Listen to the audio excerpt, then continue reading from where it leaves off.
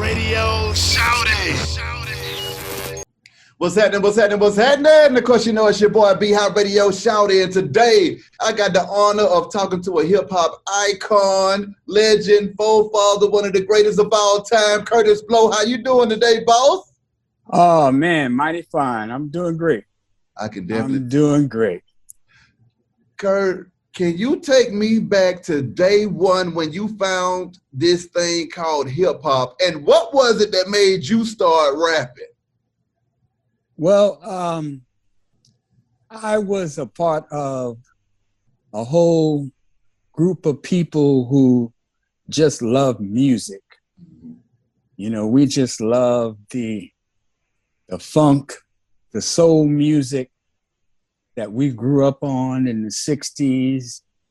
You know, people like James Brown and Jimmy Castor and Jimmy Castor Bunch and the Motown sound, you know, the Temptations and the Four Tops and the Jackson 5 and all of these incredible groups were coming out. The Supremes, Smokey Robinson and the Miracles. Man, it was just some incredible music.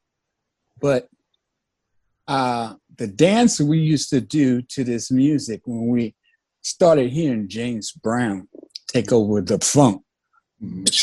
He had a drummer named Clyde Stubblefield that used to do some incredible drum breaks. And James Brown was the type of artist that he would usually give his band members solos.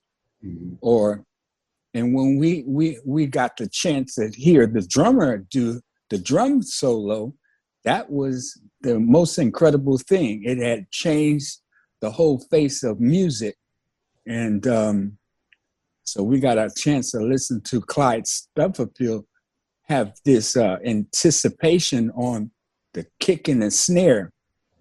And when we heard that boom bat sound, you know, that funky drummer, we lost our minds. We started becoming more like James Brown. We wanted to dance like James Brown because, you know, he had an incredible dance moves and the footwork and everything.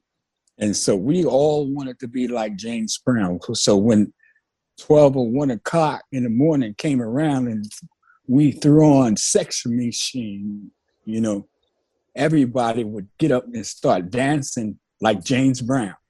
And those of us who could go down to the floor and do splits and twists and turns, we turned the party out. That's right. And that was the thing. You wanted to go to the party and turn the party out. Be the best dancer, because the best dancer was the hero. He was the most popular. He got the girls. Yep. Right? And so that was our thing. So that's what I started to do back in the early 70s. Of course, when James Brown was making all those hit records like Sex Machine and Make It Funky and Say It Loud, I'm Black and I'm Proud, and Get on the Good Foot and Give It Up or Turn It Loose and Soul Power. I mean, he had so many escapism, you know, so many hit records. You could throw on about 10 James Brown songs in a row and it will be nonstop chaos, you know, in the club or at the party. At that time, it was like house parties. So this whole concept spilled off into when disco came out and everybody went disco crazy.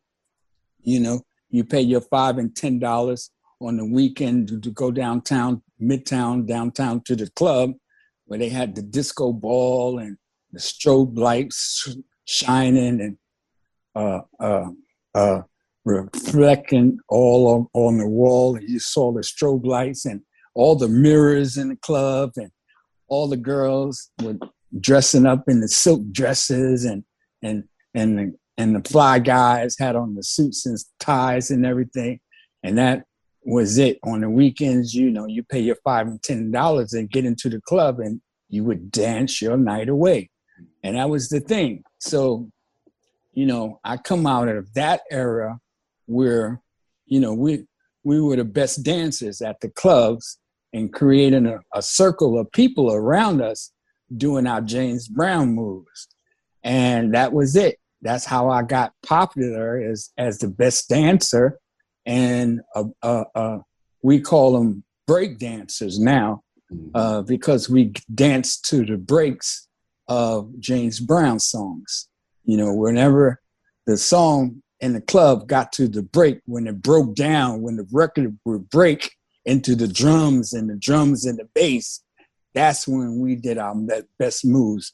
And we did our James Brown moves and went down to the floor and did our footwork and all the splits and twists and turns and stuff. And that was the beginning of hip hop. That was the whole concept. Now, later on, there was a DJ, of course, Kool Herc was the guy who understood about the break and the funkiness of James Brown. And he played all these songs that had a break in the middle of the song so that the dancers could create a circle and do their thing, right? And so we all knew that this guy was playing these crazy songs in the world of disco. Everybody was playing YMCA, you know, Donna Summer and Pratchett, Jove, and you know, and I mean, that stuff was cool. It was cool, but it had a monotonous beat like dum, dum, dum, dum, dum, dum. But we wanted to hear that funk from James Brown with the boom bap, the dum, you know, and it was a whole different feeling, a whole different style and a vibe. It was like soul music as opposed to, you know, disco music or the monotonous drum beat like boom, boom, boom, boom. And even before that, the music of the Motown sound was the snare drum doing that. Ta, ta, ta, ta, boom, ta, ta, ta, ta, ta. So here we go from Motown with ta, ta, ta, boom, ta, boom, ta, to the drum beat now. Boom, boom, boom, boom, boom, boom, boom. You know, it's like, oh man, we want James Brown.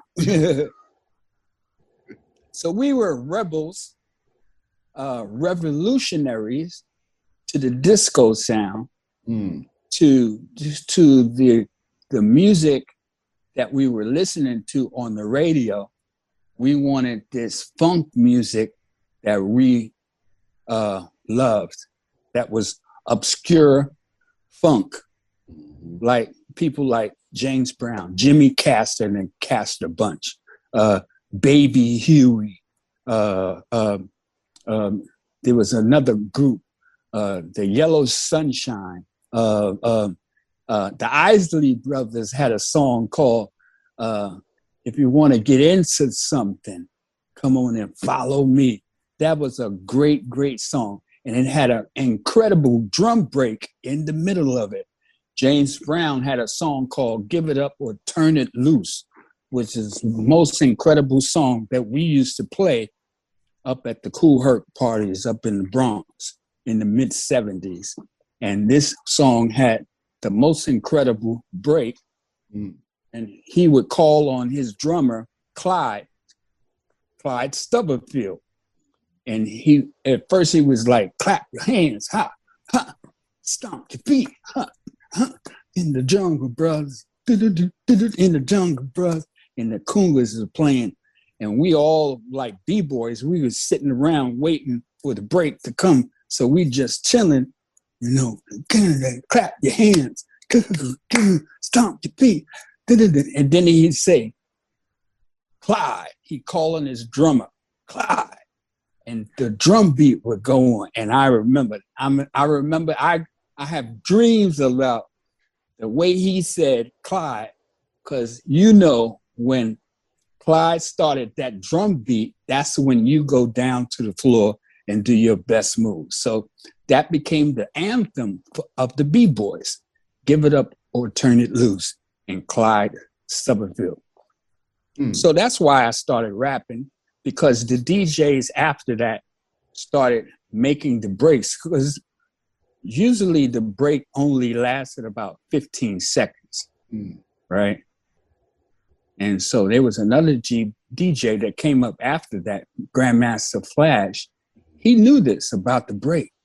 He wanted to find a way to extend the break. You know, Kool Herc would play a whole song, and we all would have to wait, you know, until we got to the break. And when the break came, that's when everybody got excited. That's when everybody went off, right? And started burning each other and breakdancing. And so Flash knew this. So Flash said, man, that break is so short. It's only 15, 20 seconds of chaos, you know, anarchy. So I have to find a way to extend the break.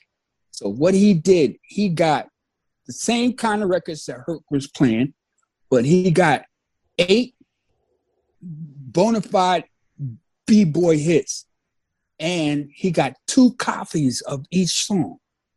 And what he did, instead of playing the whole song, he just played the break, the beginning of the break. Boom, boom. And then when it got to the end of the break, before it got to the whack part, we call it, where the singing comes in, right? Before it got to the whack part, he played the break again from the beginning. So boom, da, da, boom, da, boom, boom, da, da, boom, da, da, and he extended it. Now this 15 seconds of anarchy became 3, 4, 5 minutes of soul music that was the most incredible thing we ever heard, right? So he extended the break and made it something that lasted. So now the MCs had an opportunity to do more than make announcements. He gave us the opportunity to shine. Because, you know, let me tell you, the MCs, the first MCs, we were a dime a dozen.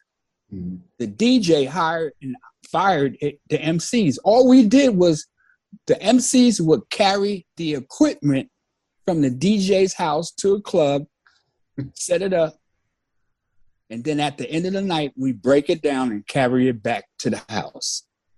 That was the original MCs. That's what we did, right? Yeah. And the DJ would let us in free to the party so we could talk to the girls. Yeah. You know what I mean? Yeah. And that was our job. And if you were good enough and he liked you, he'd let you make announcements on the microphone. Like, yo, Joey, your mom is outside. It's 12 o'clock. You got to go home. You know, or yo, Sam, your car is getting towed. You know what I mean? At first, we are only making announcements. Somebody lost their keys. We found some keys up in here. You know, but when Flash extended the break, now the MCs got an opportunity to do more than make announcements.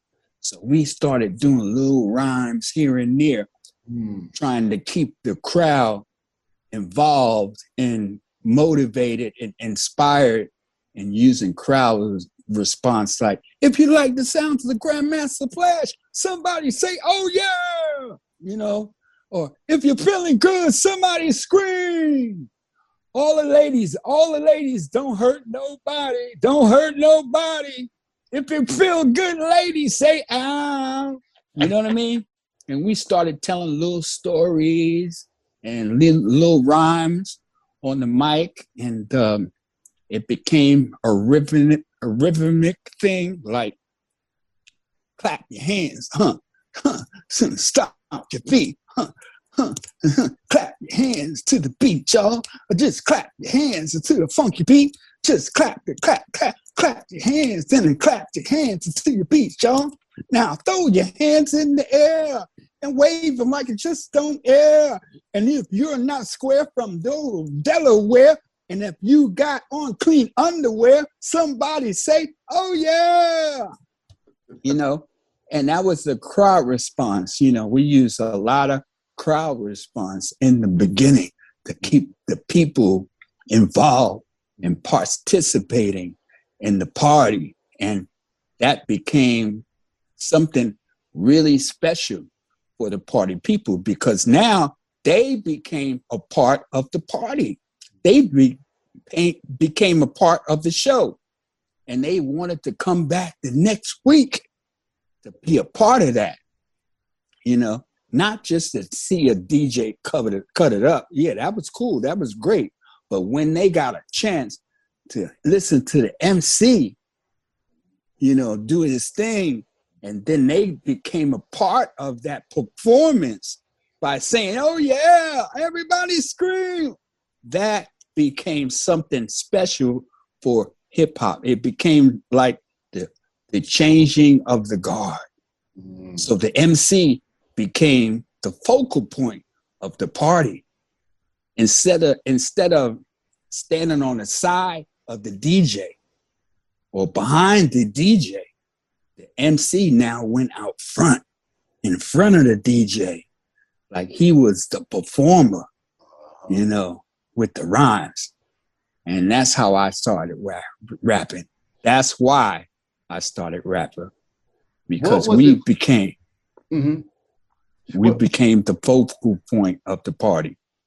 What was it like when you first went into that studio, Kurtis, and it was time for you to start laying down those rhymes? How did you feel being in the studio recording this and saying, you know what, we're about to bring the party and put it on wax? Yeah. And I did that. I was the first one to do that, as a matter of fact. Take that crowd response and put it on my first two records, Christmas Rap and the Breaks. And it was something special. I mean, going from, block parties and park jams and jamming in the community center, you had these horrible sound systems, and you had to be good. Of course, you had to have a really loud voice. Sometimes we got a good microphone here and there, but going into the studio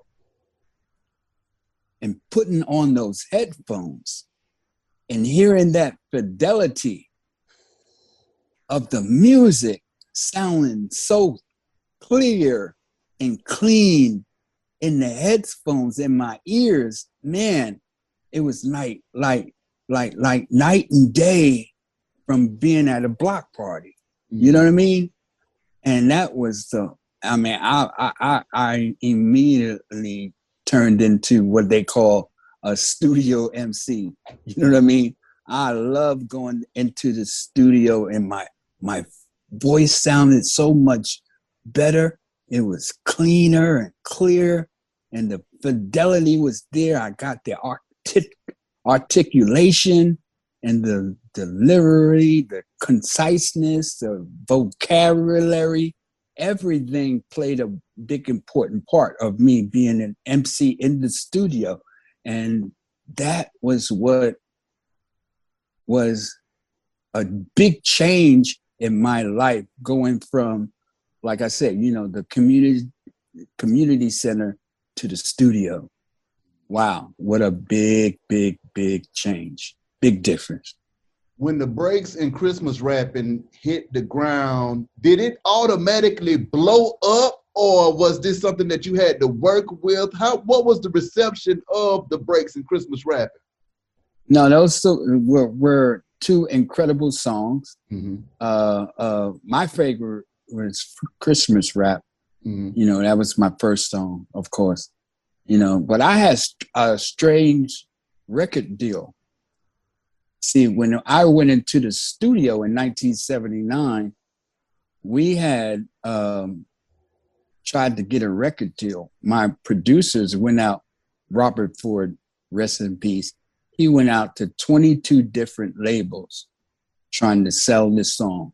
Now, mind you, the Sugar Hill game was the hottest thing on wax right back then.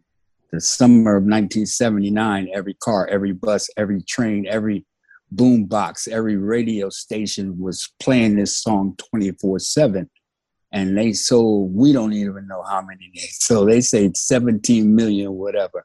But I tell you this, I got a record deal because they were so hot, and I owe so much to the Sugar Hill game.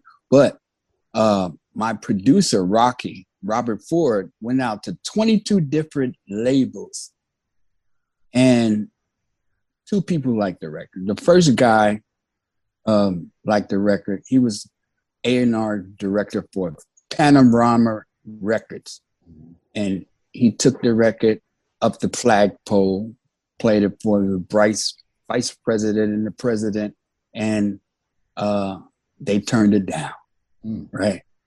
And so he quit. He actually quit. He left the job, went out on his own and started his own label. And then 3 years later, he signed the group called Run DMC. And that was Profile Records, and a guy by the name of Corey Robbins, right? That was Corey Robbins. Now, the next guy who liked the records was an English fellow. His name was John Staines, A&R director. He said, man, I'm gonna sign this guy up. We can recoup this record in 6 months. So let's sign him up right now. So they signed me to a deal. But he was an English fellow working with Mercury Records over there in England for phonogram records. Mercury phonogram. It wasn't Polygram. Polygram was in the States, but they were a part of the big conglomerate called Phonogram, which was owned by Philips Screwdrivers, right? Yeah. And so they were big over in Europe, huge. And so I became an international artist. I signed a record deal over in England. And what it was, I had a crazy deal. It was like a 12-inch deal.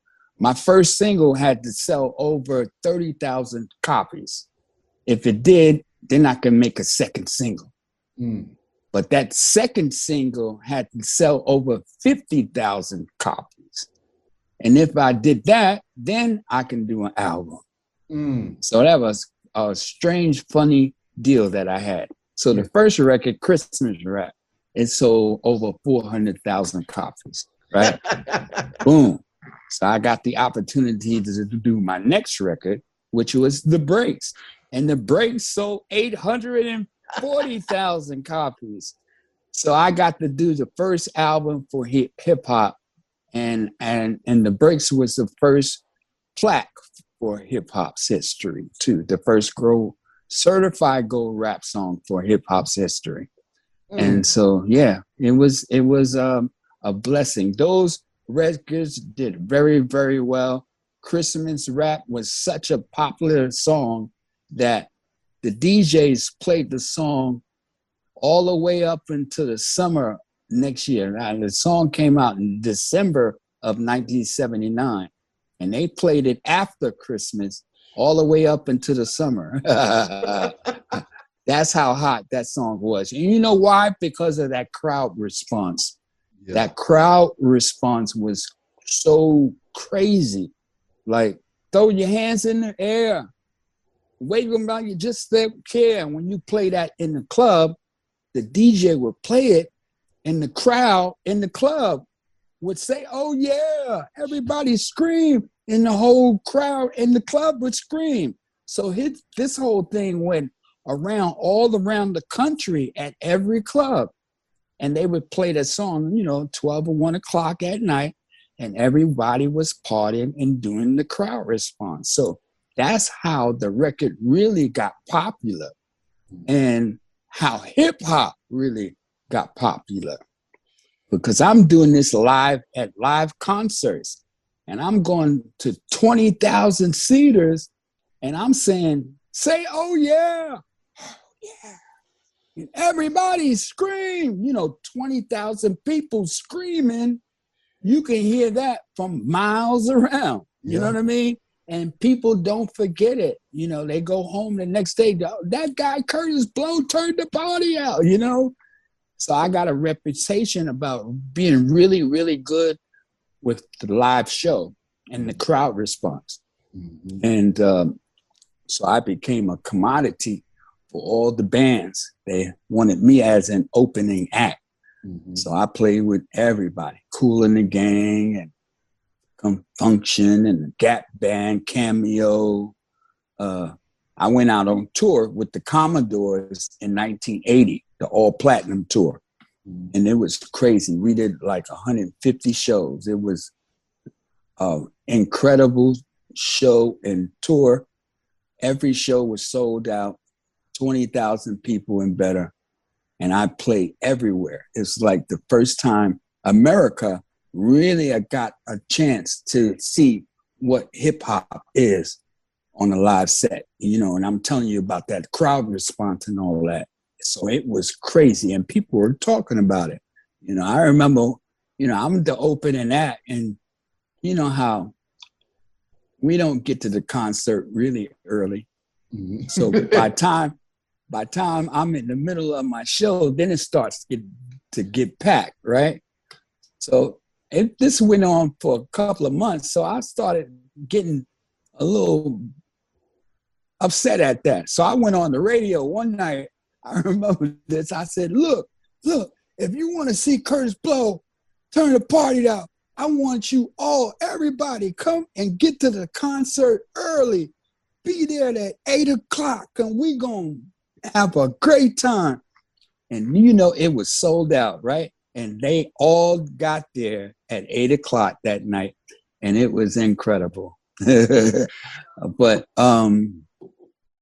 being an opening act was kind of tough, mm-hmm. But it was fun because I played with a lot of the best bands in the country, in history, and I'll never forget it.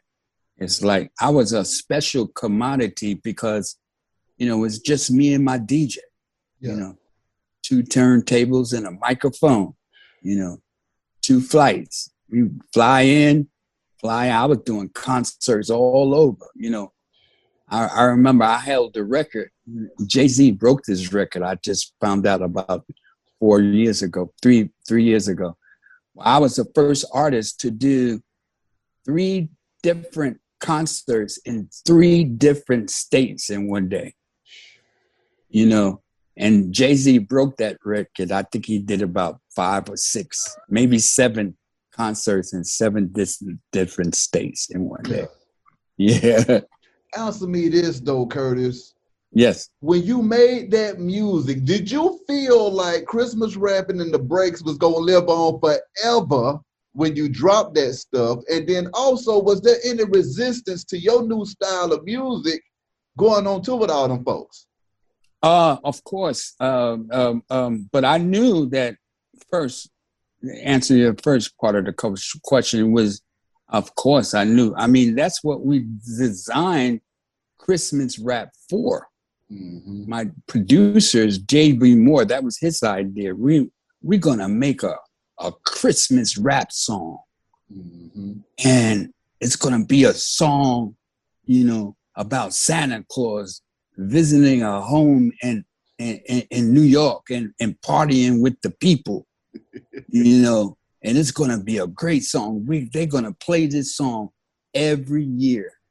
Yeah. This is what that was our mission. That was our idea and our plan, and it worked true. And I definitely want to take my hat off to all of you guys, all of you radio cats across the country, around the world, for taking that song and making it a classic, because you play it every year. Man, I thank you. I thank you. I thank you. It is the biggest part of my legacy. It's going to be around way longer when I'm gone and not here anymore. We'll have this song playing for another 150 years. And I thank you guys for doing it, making it a classic. You know, you play it like Nat King Cole every Christmas, and I thank you. For real. My question is, it's another classic that I personally love, Kurtis. That basketball, man. When you heard that track, what was going through your mind? And then what was it that made you rap about basketball? Well, I tell you, the truth of the story, the truth of the matter is my wife, who was my girlfriend at the time, I've been married for 37 years. Yes, sir. With a wonderful woman. Her name is Shirley Walker. Mm-hmm. And so Cheryl, she came to me, she said, man, I know you love that basketball. You need to do a song about basketball and talk about all your heroes that you love. You watch this basketball every year. You are up in the TV watching every game, seems like. You love that basketball, you know, so we need to do a basketball song and make it a theme song because, you know, baseball has got its theme song, you know, take me out to the ball game, take me out to the crowd, right? Yeah. I mean, some people can cry. And so basketball doesn't have a theme song. So if you make a song about basketball, you got a good shot of becoming a theme song for basketball. Yeah. So I said, all right. So that was my wife, a female. Yes, she came up with the idea and motivated me. I went back to my homie, Billy Bill, who was my staff writer, my partner, my big boy buddy back in the days. And he wrote many songs for me, like throughout the years and games people play and 8 Million Stories. So I went to him and said, man, we need to do a song about basketball. And see, he said, oh man, bet. I said, well, you make sure you put Dr. J in it. So he came up with the lyrics and the rest was history, man. You know, he often, I've seen him in interviews saying that, you know, when he wrote the song, he wanted to write the song about all of our heroes that were during that time that we remembered, right? That we love. And he said 90% of the players in that song went on to be inducted to the Basketball Hall of Fame. So that's incredible. Who produced the track though? No, that was my producer. So he wrote it and he made the instrumental too? The track was done by J.B. Moore, myself. I created the bass line. And then Full Force were also a part of that track as well. They helped out and wrote some stuff, the guitar, and they played the musical instruments. That was my band during the time as well. You know, I worked with Bow-Legged Lou and Paul Anthony and the guys. Yep.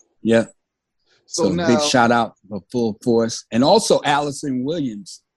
She never got the credit for singing the Cook on Basketball. Are you serious? Yeah. Okay. So now, another jam, If I Ruled the World. Break that thing down to me. If I Ruled the World was my baby. I guess that is my second favorite of all the Kurtis Blow songs because it happened during the time where there was so much competition in hip hop and everybody was going for theirs. I was competing against my own people in my own camp, Run DMC and Houdini and LL Cool J and Larry Smith was my bass player and my band leader for the Orange Crush band but he left and went out and started producing Houdini and Run DMC and left me. So I started producing myself and the Fat Boys, right? Yeah. And so If I Ruled the World was the first song I produced when I got my own record deal to produce myself. And I had produced a couple of songs before that were really hot. And like Games People Play and You Gotta Believe by Lovebug Starsky, AMPM by Dr. Jekyll and Mr. Hyde, Fast Life. You know, I had a couple of hits out, and the Fat Boys. And so when I was in the studio, my wife was pregnant with my first son, Kurtis Blow Jr. And so he was listening to that bass line while I was in the studio. So he's a rapper now, and he loves bass. That's right. But anyway, that song was very, very special to me because it was a part of the soundtrack to Crush Groove. It was my song that I created for the movie Crush Groove. And then I had the competition from my partners, Run DMC, who came out with the King of Rock.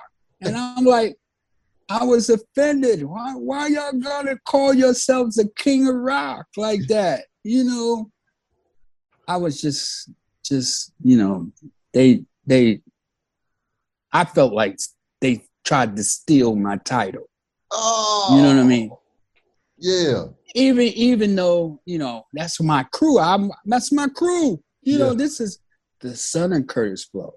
DJ Run is the son of Kurtis Blow. Yeah. Larry Smith was my band leader. And he went and did it with them. And I'm like, wow. That's just like a stab in the back to me.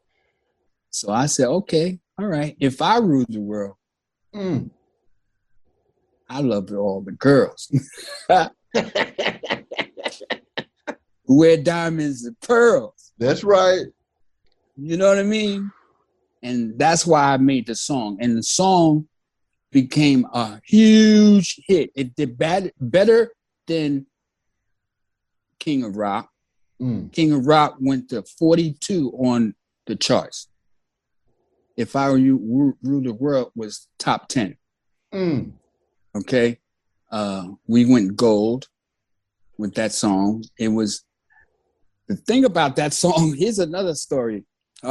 Warner Brothers heard the song because it was a part of my album, my America album, and also a part of the soundtrack to the movie Crush Groove, right? And so when they heard the song, because I'm producing the soundtrack for Warner Brothers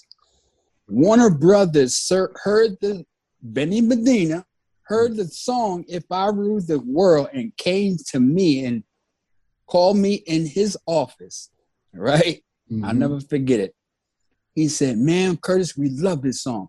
We want you to go back to your record company and you tell them that we said we love this song, If I Rule the World, so much that give us the 7-inch. You guys keep the 12-inch and the album version. Well, we have it on both albums, but you have the 12-inch and the album version on your album, America, and we want the 7-inch. You give us a 7-inch single, and we guarantee you in writing, we will make this the #1 record. The #1 record on the pop charts. We promise you. We'll do this in writing. Okay, I see. And I said, okay. So I went back to my record company, Dick Asher. He was the president. I sat in his office. I said, oh my God, I just came back from LA. I came back from Benny Medina's office and And they sat me down. Warner Brothers loves this song. They love this song. If I Rule the World. They said, if we give them the 7 disc, they can guarantee us a #1 pop song. They'll put it in writing. Can we do it? And Dick Asher, you know what he said to me? What? He said, Kurtis, you go back and you tell Warner Brothers, you are our artist. No deal. Oh. And so they had the record 7-inch and they let it go to number 10 on the charts. And that was it. And the next record I put out was another song with Renee and Angela called Save Your Love for #1, y'all. You remember that? Save your love. Right? Save your love. Just save your love. Just save your love for #1, y'all. And that song, they made that a brand new artist, Renee and Angela, but they had the power and they wanted to show everybody and the artists, you know, what power they had. And so they made that record #1. It was #1. That was my first #1 hit. Was a collab with Renee and Angela. What was that like at that time in the early stages of hip hop, trailblazing this new genre of music for people, and then also being at the forefront of it, but then having to deal with your own dramas and issues at the same time with the fallouts with people that you were working with and the competition surrounding you? It was very stressful at times for me. For the most part, I had a whole lot of fun. You know, I didn't let a lot of things worry me, but I'm starting to see these documentaries and people are projecting or saying Kurtis Blow had an attitude or I was a bully. Like I saw that New Edition thing. You remember that series? Yeah. Oh my, how they portrayed me, man. I loved New Edition, man. Wow, we were friends, really good friends. Yeah. And you know, how they portrayed me as this bully type cat. Yeah. You know, wasn't really cool. And then Roxanne Shante, man, you know, she said, I gave her a 4 out of 10 in the new music seminar at a rap contest.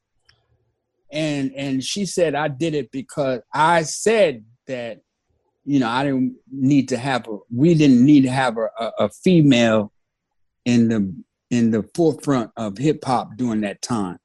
You know, and that was a lie. I never told her anything like that.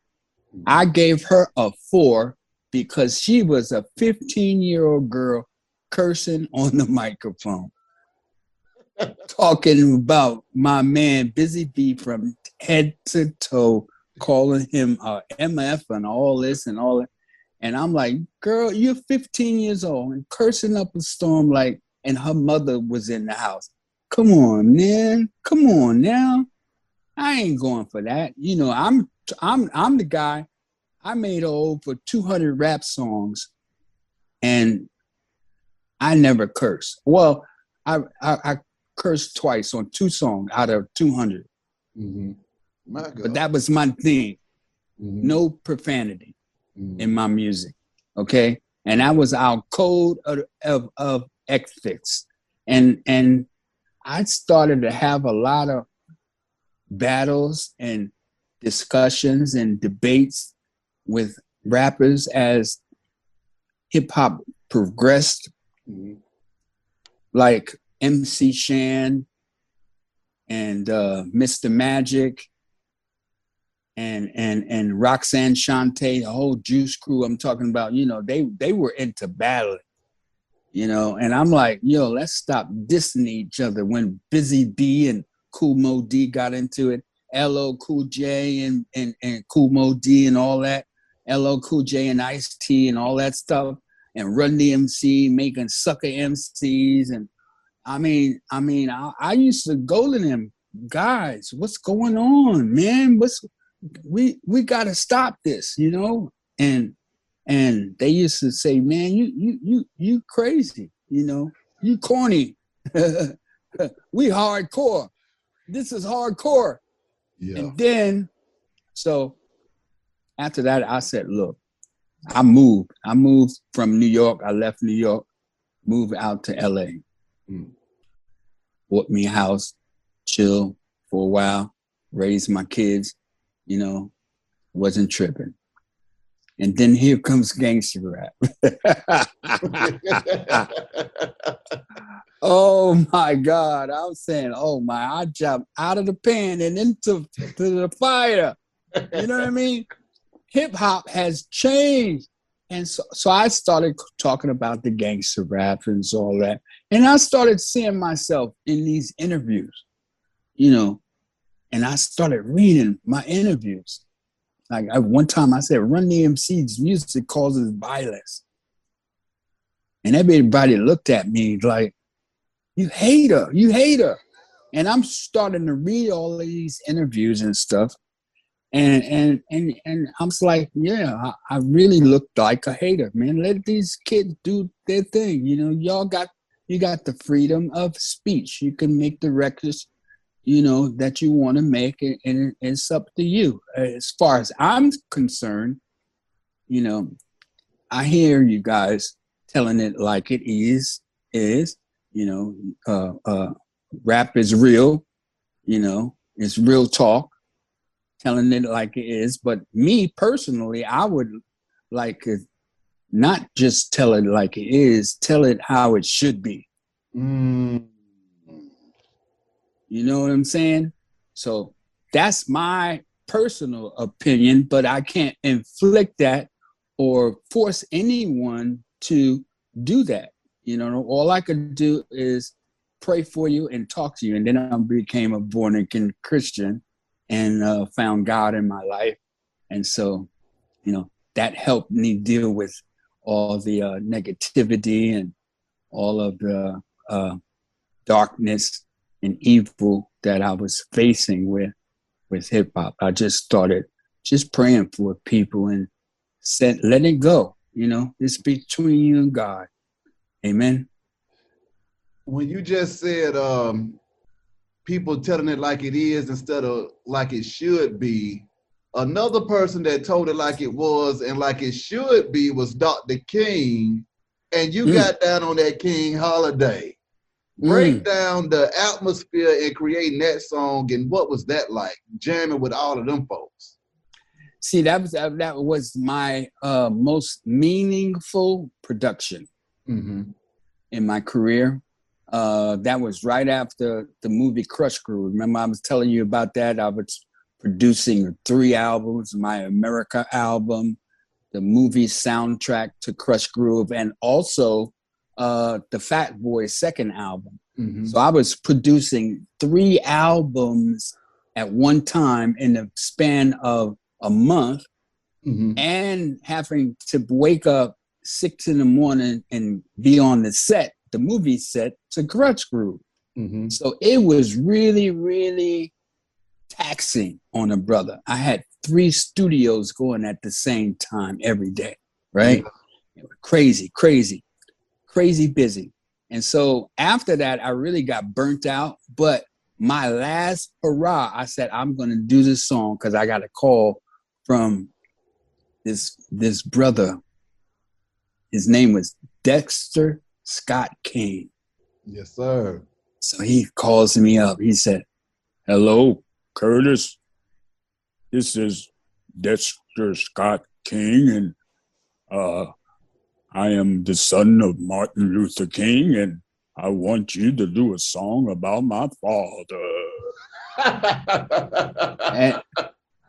And you know what I did? I said, click. I hung up on him. So he calls back, Kurtis, that's the shot thing. I'm serious. Clip. He called me back a third time. I said, okay. Are you really the son of Martin Luther King? He said, yeah, I am. So we started talking. He told me, about doing a song. And I immediately went to my record company and asked them would they do it. They put it out. Of course, they got me the studio time and everything. And we started calling all the artists that we knew. Man, I remember Whitney Houston coming into the studio. Man, she was huge too. And I remember her singing in my studio in Green Street. That's where I recorded the breaks and Christmas rap and all that stuff. Run DMC recorded there in Green Street, right? That was our home studio in New York. And so she came and she sang in the booth where I used to be all the time. Oh my God. And I'm thinking, this is incredible. So she sings the parts of the song and she starts riffing and hitting high notes, right? Whoa, right? And she busts out the speakers. She blows out the speakers. The speakers are poof, right? And so the engineers are running around, they getting fuses and stuff like that. And I'm like, Lo, that was great. We keeping that. And the engineers were like, no, it's distorted. No, we can't. She got to do it again. She's got to do it again. I said, no, I love it. It was great. So I said, Whitney, do you like it? She said, yeah, I love it. She says, well, Kurtis, do you like it? I said, I love it, Whitney. We keeping it. And she said, okay, let's keep it then. So that when you listen to the record, you'll hear when she hits those high notes, it's distorted a little bit. Yeah. But I kept it. Anyway. Oh, baby. But it was just a blessing to record her. We recorded Stephanie Mills, Tina Marie, rest in peace. She was there. Menudo, Ricky Martin. Wow. I didn't even know who Menudo was. They said, we got this all-boy band. They are pretty good. They're hot over in Puerto Rico. We're going to record them. I said, okay, no problem. Met all the young guys. Ricky Martin was a part of that. And again, I got New Edition to be a part of it. Mm-hmm. See, I'm always loving on New Edition, and they talking about I hate them. And I'm a bully to them. Man, I love you guys, man. And but we had Fat Boys, Run DMC, Houdini, Melly Mel. Man, it was a great song. Just have all these people and Kool and the Gang. Mr. Taylor, James Taylor. That guy had the voice. He had the voice of life. I just loved him, man. All them songs, them hits, Ladies Night and Too Hot and, man, Celebrate.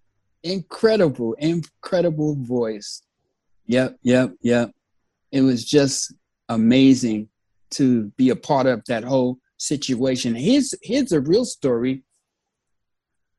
Now, when we got finished with the song, we wanted to shoot a video. So I went to my record company, Mercury Polygram again. Can we shoot a video? We need to shoot a video. Yes, no, we don't have the budget for that, right? I said, oh, wow. You guys are really, really bad. If it was Kool and the Gang, I bet you would put the money up. Right. So we had to go out and try to find some money to shoot this video. We went to one person first, and it was Prince. we asked Prince for a couple of $1,000. You know, we want to ask all the artists, you know, so can you give us a donation so we can shoot the video? Mm-hmm. Prince put up the whole budget. He put up $90,000 to put up to make this video. And at that time, that's like almost, you know, $500,000, $1 million. Yeah. We talking 1984. So that was a whole lot of money. And Prince put up all the money so we can shoot the video. We are so deeply indebted to that man, Prince. What a wonderful, wonderful, wonderful man. Exactly. Incredible soul. I owe you, Prince. I love you. I love you forever, my buddy. Can you speak on your relationship with Prince and just being able to see him do his thing out there? Well, I tell you, that was my whole thing with Mercury and Polygram. Mm-hmm. And, you know, because I was a college student and I knew how to work the system. And that was my whole thing. You know, I wanted to work the whole system. So I went to my main girl. She became a main lady over at Polygram, who was the publicity and promotions director.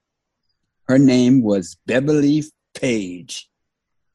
And I went to Bay. I just talked to her a couple of weeks ago, and she said, Kurtis, you know, I want to tell you something. You used to call me every day at 11 o'clock, 10:30, 11 o'clock. I get a call from Kurtis Blow talking about, hey, what's happening for today? What are we doing today? What can I do for you? What's going on? What's going on? What's the plan?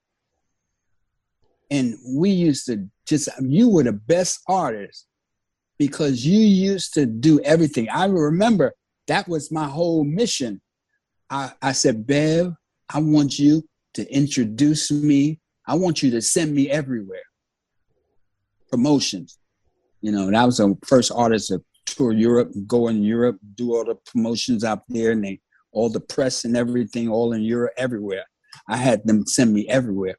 But not only that, I went to Bev. I said, Bev, look, I want you to introduce me to all my heroes. The ones that I grew up with, I want to beat them. You know, like James Brown and the Temptations, Smokey Robinson, Aretha Franklin. So she started set things up, right? She set up this thing with me and Aretha Franklin. I went to Detroit and Hitsville and had lunch with Aretha Franklin for 2 hours, sitting up with Aretha Franklin, just loving on her, man. She was incredible. And I was like, I'm so honored to meet you, you know, and she just talked and talked, and she could talk. She just loved her some Kurtis Blow, right? Man, we became really good friends. Another one, Michael Jackson's sister, LaToya. Mm. And me and LaToya, we hung out in the club, and they had us taking pictures and all this. We did a collab promotion and everything. And then Michael invited me to his private party. He had a private party where he shut down the Museum of Natural History in New York, the whole museum. And he had about 1,000 people up in there. And he took me in the back room.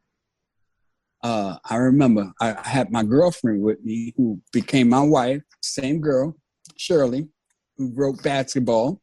Yeah. I took Shirley, and it was me and Shirley in the back room with just Michael Jackson talking to me for about a half an hour.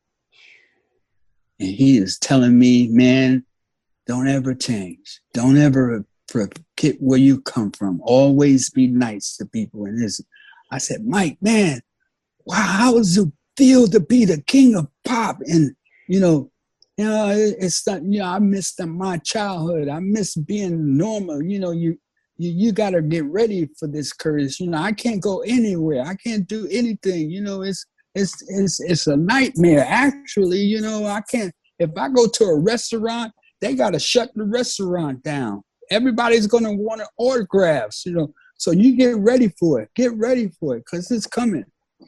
And I was like, wow. So he said, but don't you ever forget where you come from. Don't forget those small people, the people who helped you along the way. Don't forget them, Kurtis. Promise me that. And I said, okay, Mike, I promise you that, you know. And he became my friend, man.